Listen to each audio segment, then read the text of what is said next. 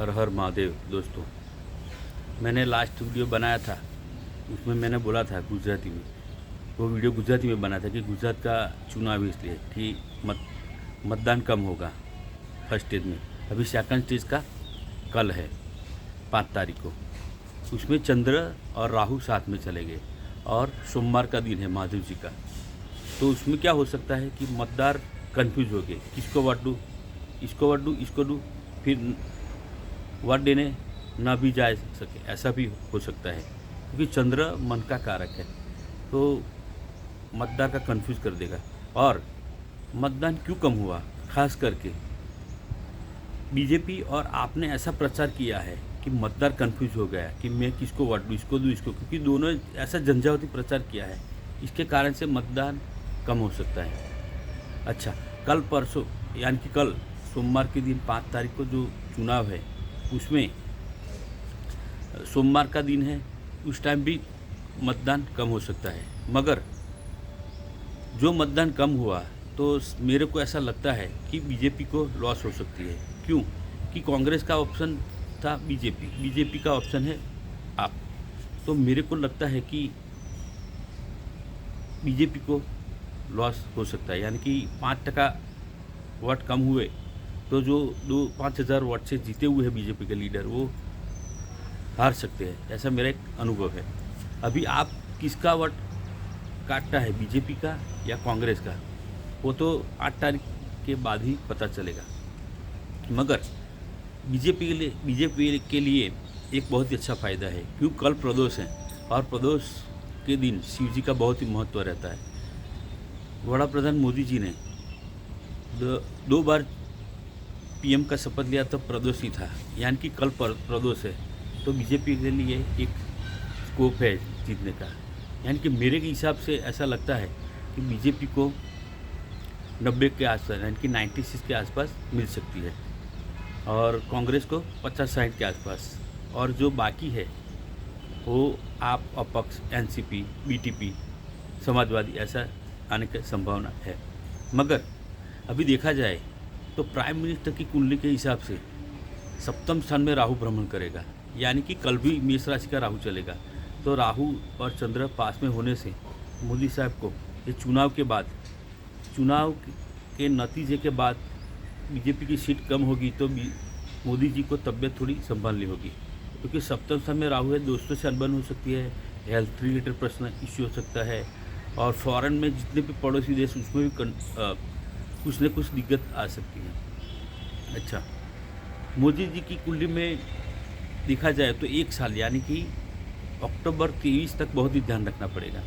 और वैसे भी 19 जनवरी में वृश्चिक राशि को पनौती बैठने वाली है 2.5 साल की। तो मोदी साहब को संभल के रहना पड़ेगा और कुछ ऐसा काम न करे जैसे पीओ के लेने की बात करें तो अभी ना करे, 1 साल तक बहुत ही ध्यान रखने का, क्योंकि भारत देश की वृषभ लग्न की कुंडली है, तो अभी हार होने की संभावना है। तो 1 साल तक 2023 अक्टूबर के बाद जो भी साहस करता है वो करना चाहिए, अभी नहीं करना चाहिए, वरना पीछेहट हो सकती है भारत की, और भारत की आबरू वो हो सकती है लॉस। तो और ये चुनाव के बाद गुजरात में एक लीडर को राजीनामा देना पड़ेगा, इस्तीफा, और उसकी मीन राशि है, मैं उसको बताने, गुजरात का वो लीडर है अभी, तो जनवरी फरवरी के आसपास शायद उसको राजीनामा देना पड़ेगा सरकार को, भाजपा को, ऐसा मेरे को लगता है। और दूसरी बात कि ये चुनाव के बाद शायद लोकसभा में जो चुनाव आएगा उसमें लोकसभा की सीटें कम हो सकती है, और बाद में 2024 में जो इलेक्शन आएगा उसमें बीजेपी की सीट थोड़ी कम भी आ सकती है, और किसी के साथ कोलैबोरेशन करके शायद तड़जोड़ सरकार बनेगी और 2028 तक चलेगी, ऐसा मेरे को लगता है।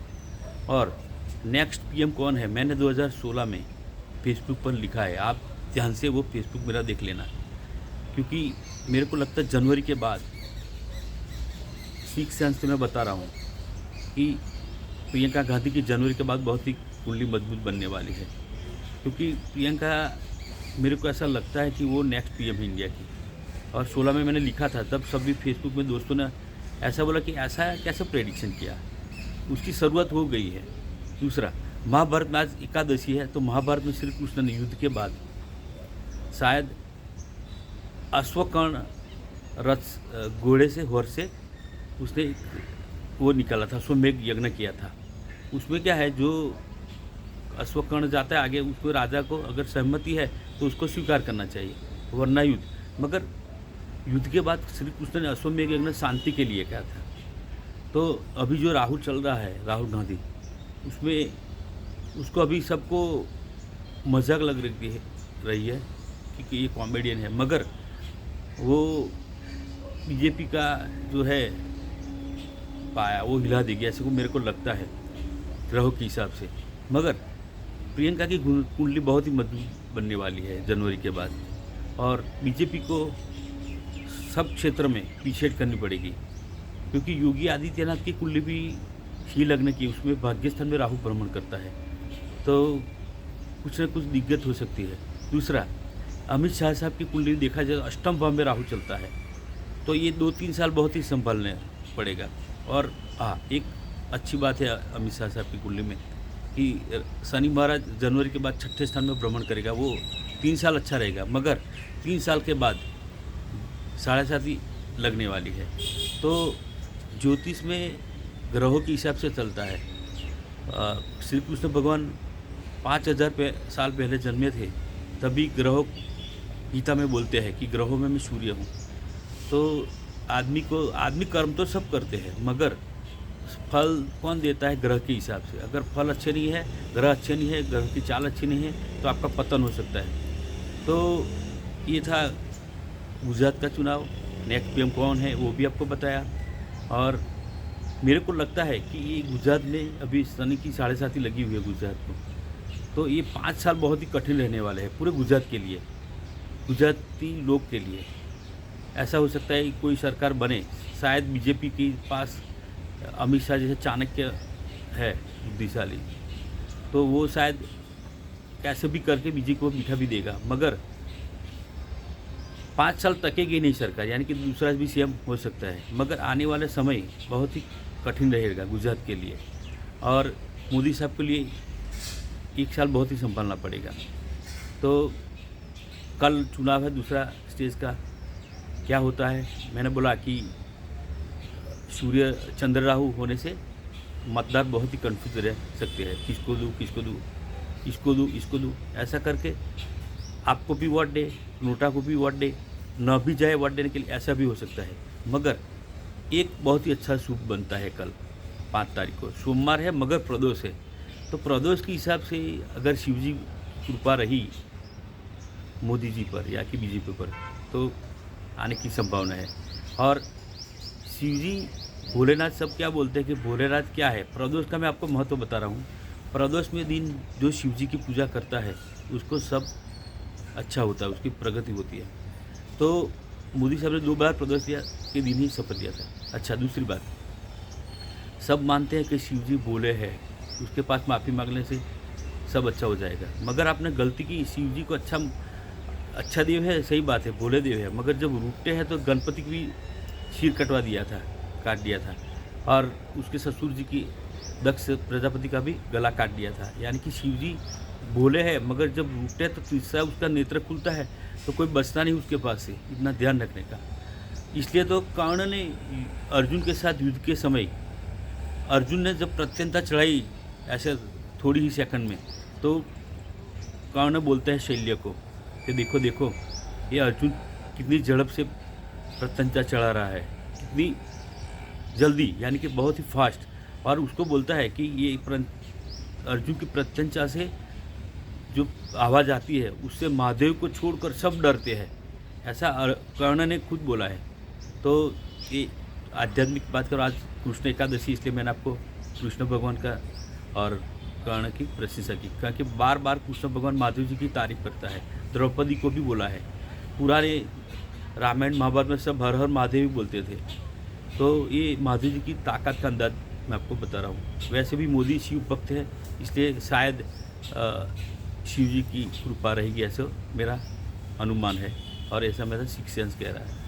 तो मेरे सभी दोस्त पूछ करते थे क्या होगा क्या होगा क्या होगा, सभी कई ऑफिसर है कि रिजल्ट क्या होगा। तो मैंने बोला कि 90 आसपास बीजेपी और 60 के आसपास कांग्रेस और 32 के आसपास आप अन्य अपक्ष सब बीटीपी एनसीपी जो भी है समाजवादी उसका संभावना है।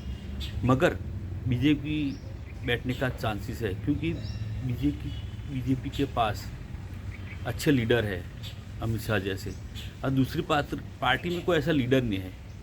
इसलिए मेरा अनुमान है और मेरा शिक्षक ऐसा कहता है। कांग्रेस में था ये सलाहकार, वो अभी रहे नहीं इस दुनिया में, वरना ये थोड़ी टक्कर होती। तो ये ज्योतिष में शायद बीजेपी के आने का संभावना है इस चुनाव में। कल चुनाव है 5 तारीख को सोमवार के दिन, और क्या होता है मतदार कैसे करता है। मगर बीजेपी को दिक्कत आ सकती है क्योंकि 5% मतदान कम हुआ, ये सब बीजेपी की ही लॉस होने वाली है। 5 हज़ार से वार्ड से जीते हुए हो गए वो उम्मीदवार को आने की संभावना रहती है। फिर भी बीजेपी की आने की संभावना है। तो ये था एस्ट्रोलॉजिकल प्रेडिक्शन से हिसाब से, क्योंकि ग्रह ही सब काम करते हैं जीवन में, मनुष्य जीवन में। क्योंकि महर्षि वेदव्यास से 5,000 साल पहले ग्रहण की और बात की थी। तो ग्रह तो बात क्या, कृष्ण भगवान गीता में बोला है 9 ग्रह में सूर्य मैं हूँ, ऐसा बोला है। यानी कि ग्रह तो पहले से काम करते हैं, वरना अर्जुन को काबे नाम का आदमी ने हिजड़ा ने उसको लूट लिया था, पता हो तो। इससे कहावत है समय समय बलवान है नहीं मनुष्य बलवान, काबे अर्जुन लूट वही धनुष वही बाण। हर आदमी पर ग्रह की असर रहती है, जो ग्रह उसको अच्छा फल देता है। जैसे खास करके शनि महाराज का बहुत ही वो रहता है। शनि महाराज आदमी को कर्म की शिक्षा देता है। देखते हैं कल शनि महाराज किसको शिक्षा देता है और किसको बिठाता है गादी पर गुजरात की। तो ये मेरा वीडियो अच्छा लगे तो आप लाइक कीजिए, यूट्यूब चैनल को सब्सक्राइब कीजिए और सभी दोस्तों में शेयर कीजिए। हर हर महादेव।